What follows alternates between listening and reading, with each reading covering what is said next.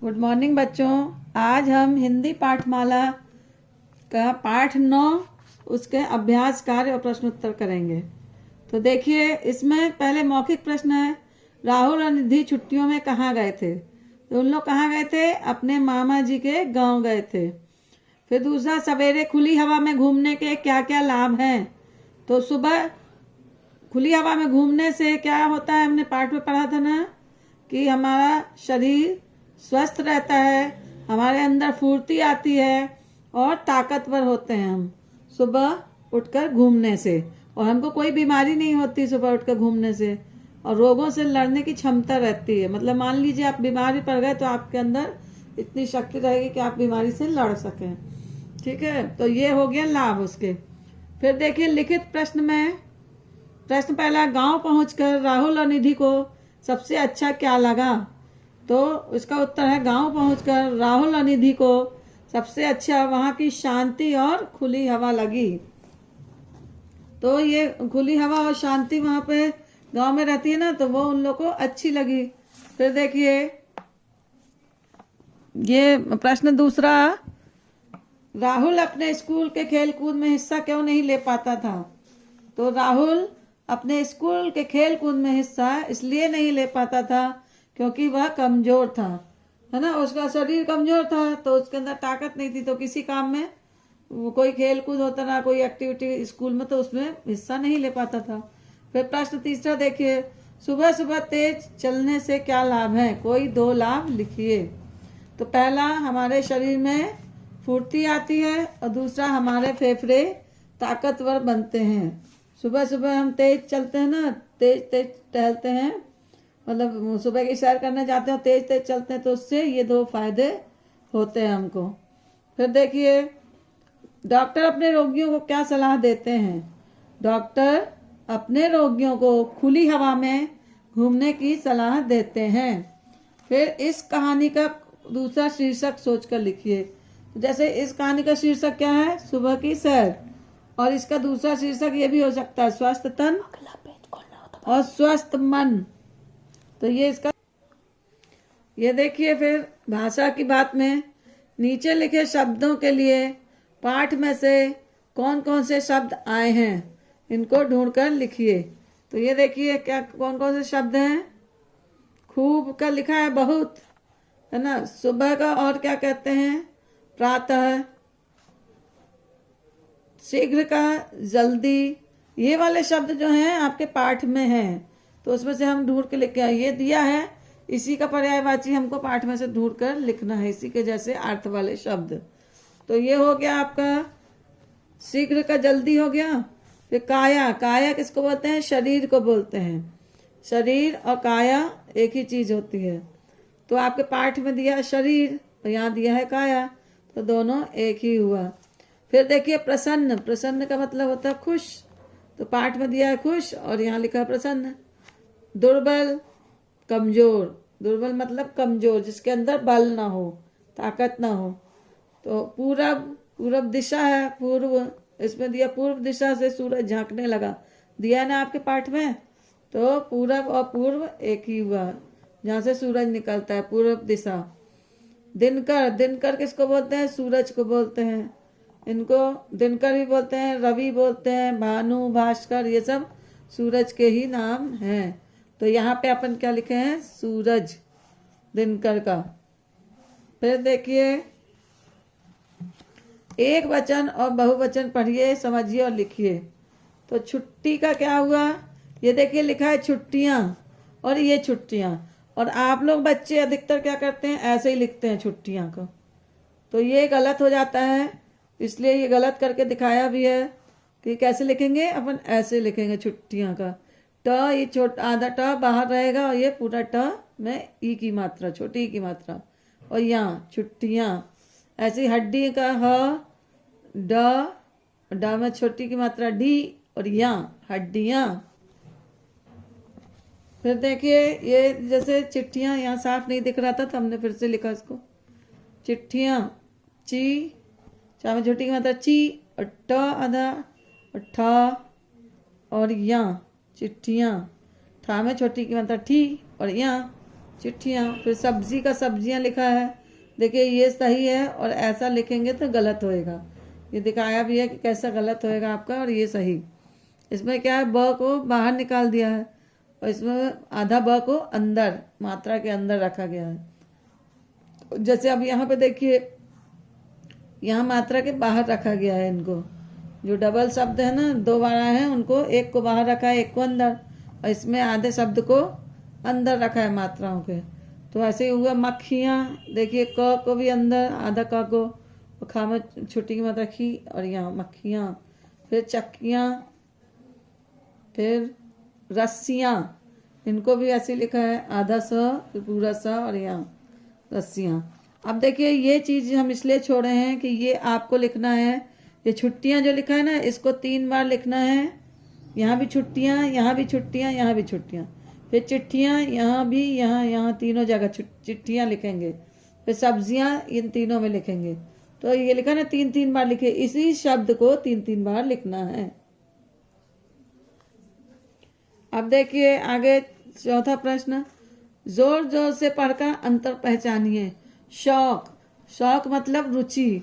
जैसे बोलते हैं ना, तुम्हें इस काम का शौक है, किसी को पढ़ने का शौक रहता है, किसी को खेलने का शौक रहता है, किसी को टीवी देखने का शौक रहता है, तो वो क्या होता है, रुचि कहलाती। शौक को क्या बोलते हैं, रुचि। मतलब किसी की पढ़ाई में रुचि है, किसी को खेलने में रुचि है, तो ये एक शौक हुआ, तो इसका मतलब हुआ रुचि। और शौक, शौक का अर्थ हुआ दुख होना। जैसे किसी का कुछ, जैसे किसी के यहाँ कुछ हो जाता है, या जैसे देखिए इसमें दिया, तुम्हारे झूठ बोलने पर मुझे शौक लगा। मतलब कि उनको दुख हुआ, जिससे आदमी सोचता है जिसके कि ये कभी झूठ नहीं बोलता, जिससे ऐसा सोचता है, जिस लड़के के बारे में या किसी के बारे में भी हम सोचते हैं ना कि ये कभी झूठ नहीं बोल सकता, और अगर वो झूठ बोलता है तो हमको दुख होता है ना, तो वो शौक लगता है कि अरे जो हमने सोचा नहीं था वैसा हो गया, हम तो नहीं सोचते रहे कि ये झूठ बोल सकता है, लेकिन इसने बोला, तो वो दुख होना। और एक शौक होता है करंट लगना, तो पंखे को मत छुओ, शौक लग जाएगा, मतलब करंट लग जाएगा। तो ये देखिए 3 अर्थ हो गए इसके, ये शौक के 2 अर्थ हो गए, और ये शौक यानी रुचि। तो अब देखिए 5वां, एक शब्द से अनेक शब्द बनाइए। अब ये एक शब्द दिया है ताकतवर, अब इससे अनेक शब्द बना हुआ है यहाँ पे। तो देखिए ताक, फिर तात, फिर तर, तो और र, तर, फिर व और र, वर, फिर र और त, रत। ऐसे बना दिया इसने। 1 2 3 4 5 6 शब्द। अब देखिए हम कसरत से शब्द बना रहे हैं। एक हुआ कस, फिर कर, फिर रत, फिर स और असर, फिर त और अतर, फिर स त सत। तो ये हो गए 6 शब्द, इसके भी बन गए। ठीक है। फिर कमजोर का देखिए, कम और कम, फिर क और कर, फिर म और मर, फिर जो और जोर, फिर रम और रम, फिर जोक, जोक हो गया। तो ये हो गए 6 शब्द। ठीक है। अब ये 3 अक्षर का शब्द है, तो इसके देखिए 4 बने हैं शब्द। थका, थ और कम यहाँ के मात्रा का, थका, फिर न थ नथ, फिर थ का न कान, फिर थ और न थन। ये 4 शब्द इसके बन गए। देखिए एक ही शब्द से कितने शब्द बन गए हैं ना, अनेक शब्द यही हुए। फिर पाठ में से चुनकर संयुक्त व्यंजन शब्दों की सूची बनाइए। तो ये अपने पाठ में ये शब्द दिए हैं, ये तो यहाँ लिखा उदाहरण के लिए। फिर दिए स्वस्थ, ये था है था थन का। फिर दोस्तों, जल्दी, हिस्सा और अच्छी, ये हो गया। फिर देखिए ये राहुल और निधि अपने मामा के यहाँ गांव आए।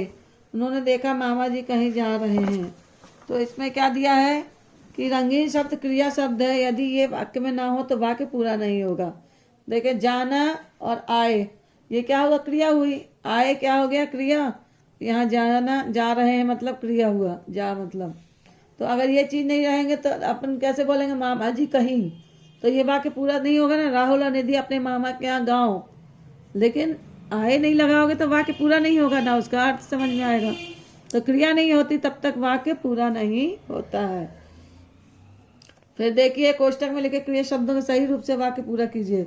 जैसे पहला उदाहरण दिया है, मैं भी गांव जाऊंगा। जाना का क्या हुआ, जाऊंगा, इस वाक्य के अनुसार। फिर मैंने आज खाना नहीं खाया, खाना का खाया। माँ ने आज मेरी लिखाई की प्रशंसा की, करना, करना का हुआ की, मतलब प्रशंसा करना। फिर मैं पिछले साल दौड़ में हिस्सा नहीं ले पाया, तो पाया का पाना। मैं रोज खुली हवा में घूमता हूँ, ये घूमना लिखा है ना, तो घूमता हूँ, है ना। तो ये इस वाक्य के अनुसार ये क्रिया लगेगी इसमें। तो ये हो गया आपका। अब देखिए इसमें ये रचनात्मक गतिविधि है, एक्टिविटी आपकी, है ना। तो ये आपको करना है एक उसमें अपनी कॉपी में ही कर लीजिएगा, या तो एक वाइट शीट लेके A4 साइज की शीट में ये एक्टिविटी आप कर लीजिएगा। क्या है देखिए इसमें क्या करना है, बाईं ओर उन चीज़ों के नाम लिखिए जो आप खाना पसंद करते हैं, और दाहिनी ओर उन चीज़ों के नाम लिखिए जिन्हें माँ खाने के लिए मना करती है। तो ये बना के बताया ना आपको। ऐसे ही जो A4 साइज शीट ले लीजिएगा, या तो अपनी कॉपी में भी बना सकते हैं, अगर शीट नहीं लेना तो कॉपी में ही एक साइड बीच में लाइन खींच लेना ऐसे, और इधर मनपसंद चीज़ों के नाम लिखिएगा, और इधर जो माँ मना करती है खाने के लिए, मम्मी लोग मना करती हैं, उन चीज़ों के नाम। तो ऐसे करके ये चार्ट बना लीजिएगा, ठीक है। फिर देखिए उसी के नीचे कौन कौन सी खाने की चीज़ें अच्छी, सेहत के लिए अच्छी हैं, 5 के नाम लिखिए। वैसे हमने ये लिख दिया है नाम, और आपको और लिखना है कुछ तो लिख सकते हैं। पहला फल, दूसरी हरी सब्जियां, फिर दूध, फिर अंकुरित अनाज और दाल। तो ये सब हमने लिखा है। आपको और कुछ लिखना है अच्छी सेहत के लिए क्या चीज़ ज़रूरी है, तो वो लिख सकते हैं। फिर उसी के नीचे देखिए 2 पेज में हो जाएगा आपका, एक पेज में ये बना लेंगे और एक में ये आ जाएगा। सुबह सैर करते हुए आपने क्या क्या देखा, तो ये आपको अपने मन से लिखना है कि आप सैर पे जाते, आप लोग टहलने जाते हैं ना सुबह उठकर, तो वहाँ पे क्या क्या देखते हैं, कहाँ टहलने जाते, सब अलग अलग जगह टहलने जाते हैं। जो जहाँ पे हैं तो वहाँ कोई बगीचे में जाता है, कोई ऐसे रोड में खुली जगह में जाता है घूमने, कोई खेत साइड, जहाँ गांव में अगर कोई बच्चा है तो गांव में खेत साइड जाते हैं। तो सब अपने अनुसार इसको क्या 5 लाइन लिखिएगा, 5 लाइन बस, कि आपने क्या क्या देखा। यहाँ ये 1 लाइन ऐसे, फिर दूसरे नंबर पर ये 2, फिर 3, और फिर 4, और फिर 5, ऐसे आप लोग 5 लाइन लिख लीजिएगा इसका। तो ये अपनी कॉपी में ही बना लीजिएगा, ठीक है। कॉपी के पेज में ही बना, एक पेज में ये आ जाएगा आपका कि ये मनपसंद चीज़ें वाला, और दूसरा ये क्वेश्चन भी लिख दीजिएगा कि माँ मनपसंद चीज़ें और जो माँ मना करती है वो चीज़ें। यहाँ भी इससे लाइन खींच के यहाँ लिख लेना, फिर इनको एक पेज में लिख लीजिएगा, हो जाएगा आपका। चलिए अब ये पाठ यहाँ समाप्त होता है। धन्यवाद।